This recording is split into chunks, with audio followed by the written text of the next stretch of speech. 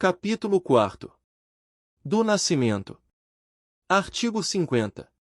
Todo nascimento que ocorrer no território nacional deverá ser dado a registro, no lugar em que tiver ocorrido o parto ou no lugar da residência dos pais, dentro do prazo de 15 dias, que será ampliado em até 3 meses para os lugares distantes mais de 30 quilômetros da sede do cartório.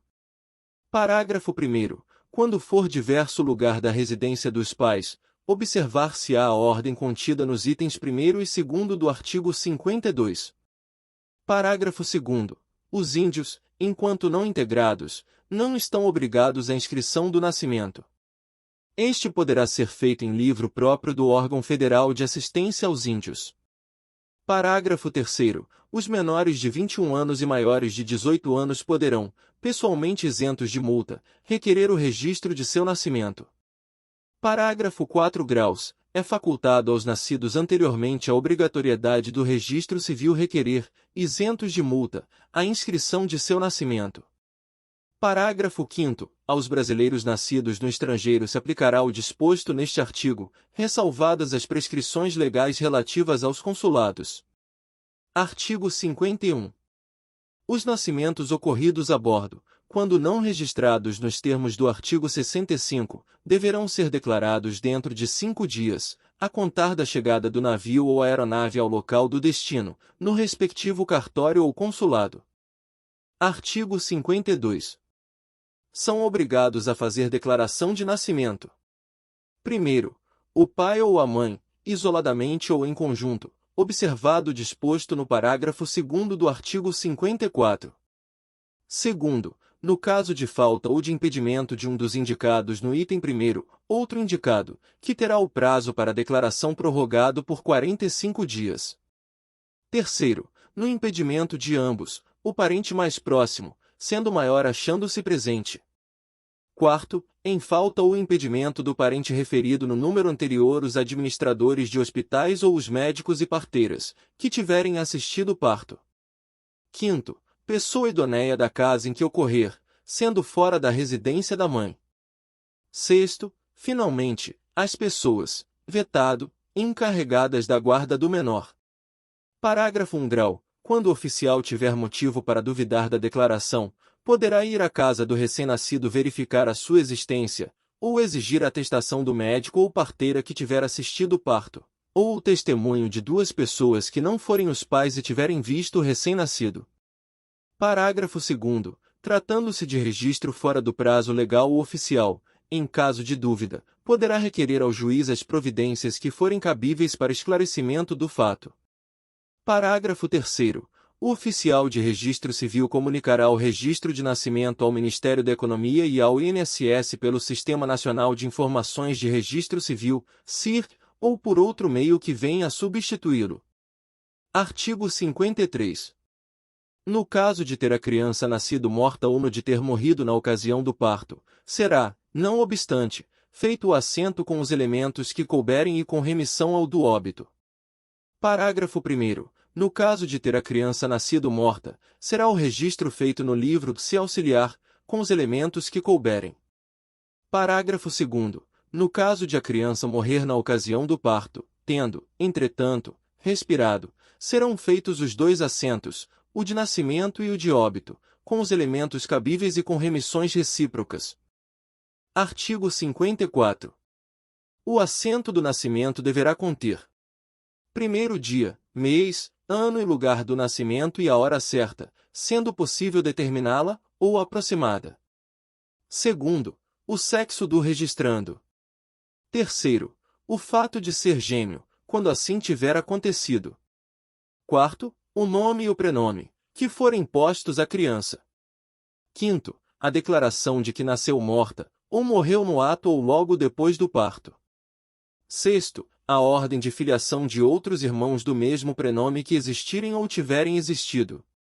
Sétimo, os nomes e prenomes, a naturalidade, a profissão dos pais, o lugar e cartório onde se casaram, a idade da genitora, do registrando em anos completos, na ocasião do parto, e o domicílio ou a residência do casal. Oitavo, os nomes e prenomes dos avós paternos e maternos.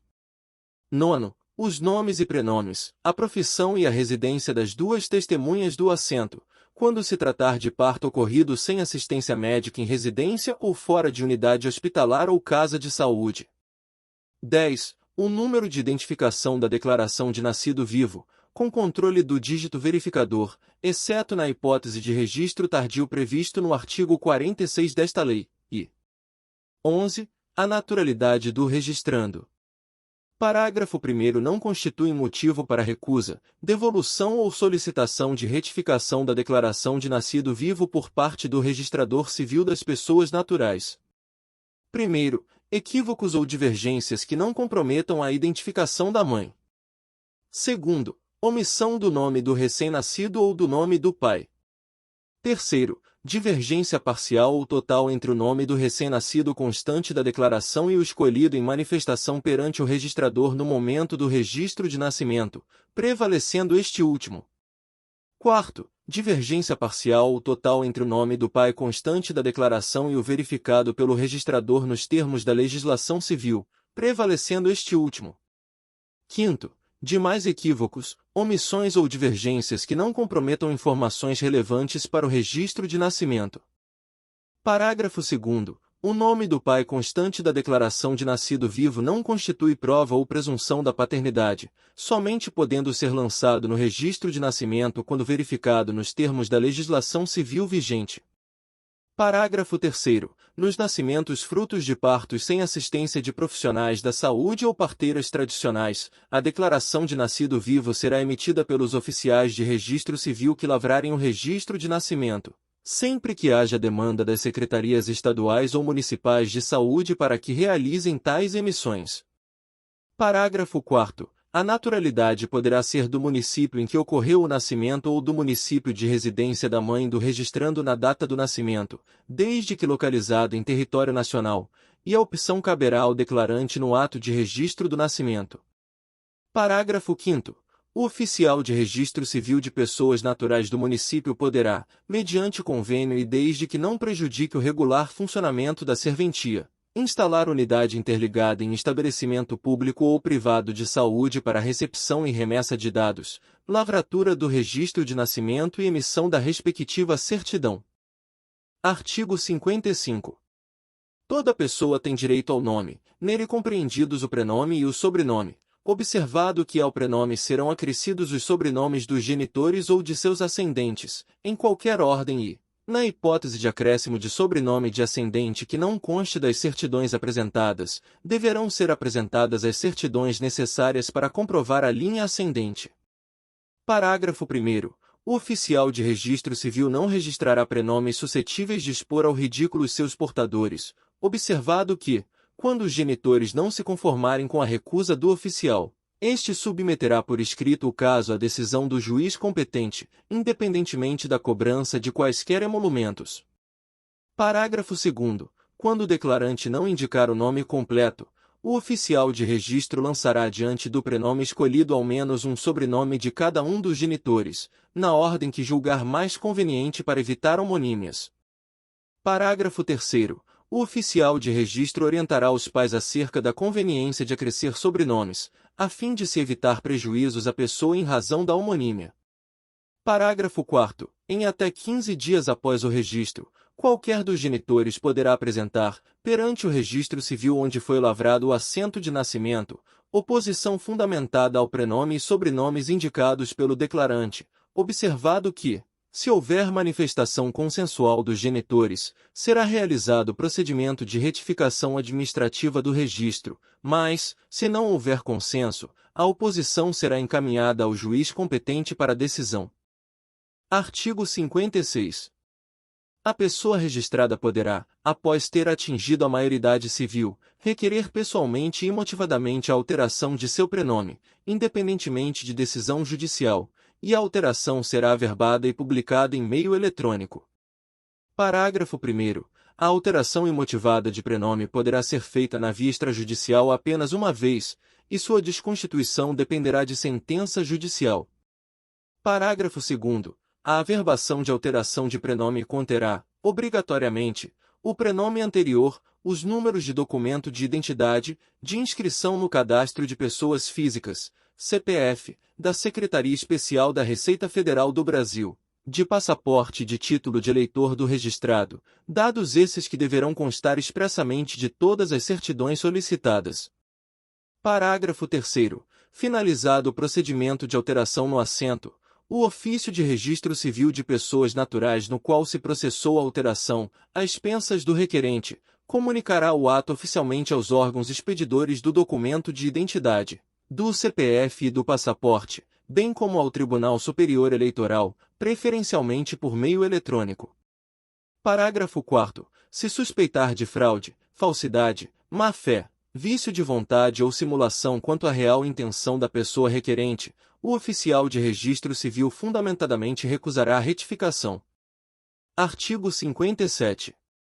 A alteração posterior de sobrenomes poderá ser requerida pessoalmente perante o oficial de registro civil, com a apresentação de certidões e de documentos necessários, e será averbada nos assentos de nascimento e casamento, independentemente de autorização judicial, a fim de: 1º, inclusão de sobrenomes familiares.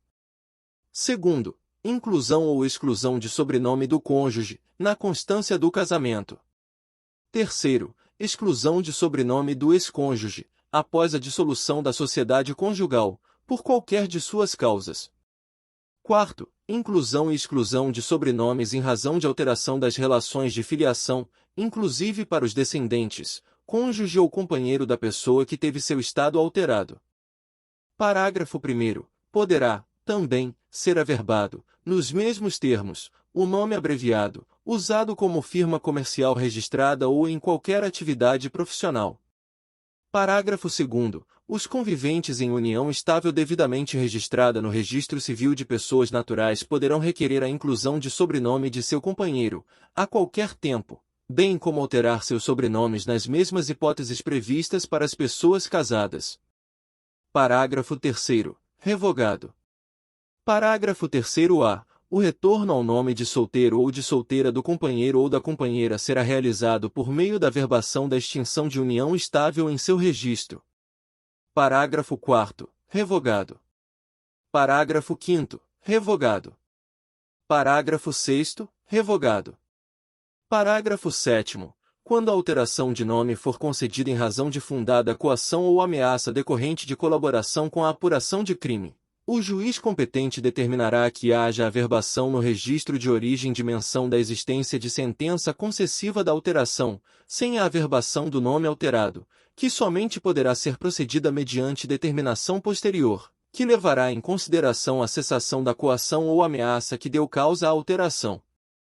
Parágrafo 8º. O enteado ou a enteada, se houver motivo justificável, poderá requerer ao oficial de registro civil que, nos registros de nascimento e de casamento, seja averbado o nome de família de seu padrasto ou de sua madrasta, desde que haja expressa concordância destes, sem prejuízo de seus sobrenomes de família. Artigo 58. O prenome será definitivo, admitindo-se, todavia, a sua substituição por apelidos públicos notórios. Parágrafo único. A substituição do prenome será ainda admitida em razão de fundada coação ou ameaça decorrente da colaboração com a apuração de crime, por determinação, em sentença, de juiz competente, ouvido o Ministério Público. Artigo 59. Quando se tratar de filho ilegítimo, não será declarado o nome do pai sem que este expressamente o autorize e compareça, por si ou por procurador especial, para, reconhecendo, assinar, ou não sabendo ou não podendo, mandar assinar a seu rogo o respectivo assento com duas testemunhas. Artigo 60. O registro conterá o nome do pai ou da mãe, ainda que ilegítimos, quando qualquer deles for o declarante. Artigo 61. Tratando-se de exposto, o registro será feito de acordo com as declarações que os estabelecimentos de caridade, as autoridades ou os particulares comunicarem ao oficial competente, nos prazos mencionados no artigo 51, a partir do achado ou entrega, sob a pena do artigo 46, apresentando ao oficial, salvo motivo de força maior comprovada, o exposto e os objetos a que se refere o parágrafo único deste artigo. Parágrafo único. Declarar-se-á o dia, mês e ano, lugar em que foi exposto, a hora em que foi encontrado e a sua idade aparente. Nesse caso, o envoltório, roupas e quaisquer outros objetos e sinais que trouxer a criança e que possam a todo tempo fazê-la reconhecer, serão numerados, alistados e fechados em caixa lacrada e selada, com o seguinte rótulo: pertence ao exposto tal, assento de FLS tais do livro tal e remetidos imediatamente, com uma guia em duplicata, ao juiz, para serem recolhidos a lugar seguro. Recebida e arquivada a duplicata com o competente recibo do depósito, far-se-á à margem do assento a correspondente anotação. Artigo 62. O registro do nascimento do menor abandonado, sob jurisdição do juiz de menores, poderá fazer-se por iniciativa deste, à vista dos elementos de que dispuser e com observância, no que for aplicável, do que preceitua o artigo anterior. Artigo 63. No caso de gêmeos, será declarada no assento especial de cada um a ordem de nascimento. Os gêmeos que tiverem o prenome igual deverão ser inscritos com duplo prenome ou nome completo diverso, de modo que possam distinguir-se. Parágrafo único. Também serão obrigados a duplo prenome, ou a nome completo diverso, os irmãos a que se pretender dar o mesmo prenome. Artigo 64. Os assentos de nascimento em navio brasileiro mercante ou de guerra serão lavrados, logo que o fato se verificar, pelo modo estabelecido na legislação de marinha, devendo, porém, observar-se as disposições da presente lei. Artigo 65. No primeiro porto a que se chegar, o comandante depositará imediatamente, na capitania do porto, ou em sua falta, na estação fiscal, ou ainda, no consulado, em se tratando de porto estrangeiro, 2 cópias autenticadas dos assentos referidos no artigo anterior, uma das quais será remetida, por intermédio do Ministério da Justiça, ao oficial do registro, para o registro, no lugar de residência dos pais ou, se não for possível descobri-lo, no primeiro ofício do Distrito Federal. Uma terceira cópia será entregue pelo comandante ao interessado que, após conferência na capitania do porto, por ela poderá, também, promover o registro no cartório competente. Parágrafo único. Os nascimentos ocorridos a bordo de quaisquer aeronaves, ou de navio estrangeiro, poderão ser dados a registro pelos pais brasileiros no cartório ou consulado do local do desembarque. Artigo 66. Pode ser tomado assento de nascimento de filho de militar ou assemelhado em livro criado pela administração militar mediante declaração feita pelo interessado ou remetido pelo comandante da unidade, quando em campanha. Esse assento será publicado em boletim da unidade e, logo que possível, trasladado por cópia autenticada, ex officio ou a requerimento do interessado, para o cartório de registro civil a que competir ou para o do grau ofício do Distrito Federal, quando não puder ser conhecida a residência do pai. Parágrafo único.